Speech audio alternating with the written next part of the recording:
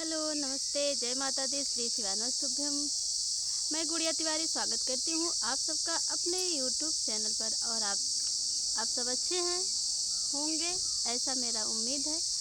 ऐसी मेरी भोले बाबा से प्रार्थना है कि आप सब जहाँ रहें स्वस्थ रहें और मस्त रहें।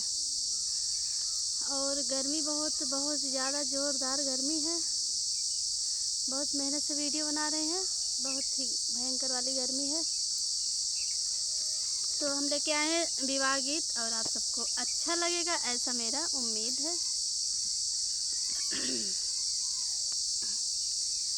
बेटी बेटी के बाबा जे बरे खोज निकले, बेटी देवढ़िया के ठाढ़े हो। बेटी के बाबा जे बरे खोज निकले, बेटी देवढ़िया के ठाढ़े हो। मचियहीं बैठली जेठ भौजैया, सुना भौजी अरज हमारे हो। मचियहीं बैठली जेठ भौजैया, सुना भौजी अरज हमारे हो। कहल सुनल बाप सब माफ की हूँ भौजी, कहल सुनल सब माफ की हूँ भौजी, भैया के दीहू पठाए हो। कहल सुनल सब माफ की हूँ भौजी, भैया के दिहलू पठाए हो। जेठ बाई सखेवा के तपय तपनिया, स्वामी मोरा जइहे कुम्हिलाए हो। जेठ बाई सखेवा के तपत तपनिया, स्वामी मोरा जइहे कुम्हिलाए हो।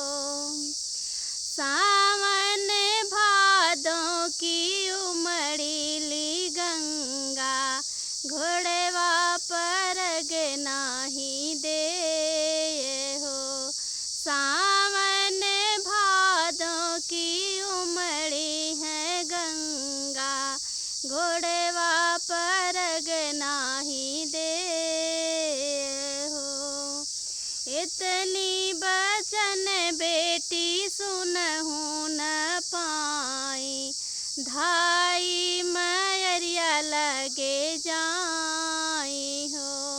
इतनी बचन बेटी सुनहु न पाई, धाय मैरिया लगे जाए हो। जवन जब माई भौजी जे दिहली, मोरे बूते सहलो न जाए हो। जवन जब माई भौजी जे दिहली, मोरे बूते सहलो न जाए हो। नौआ जे जइहे बेटी बरई जे जइहे, नौआ जे जइहे बेटी बरई जे जइहे, बभना सुदिन लिहे ठाढ़े हो।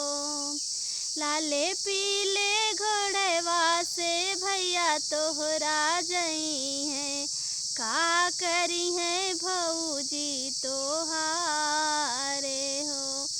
लाले पीले घोड़वा से भैया तोहरा जइहे, का करी है भौजी तोहारे हो। धन्यवाद। गर्मी बहुत ज़्यादा है और हम हैं तो बहुत बाग में लेकिन जो है हवा चल ही नहीं रही है। देखिए दिखेगा नहीं, दिखा नहीं पाएंगे। धन्यवाद।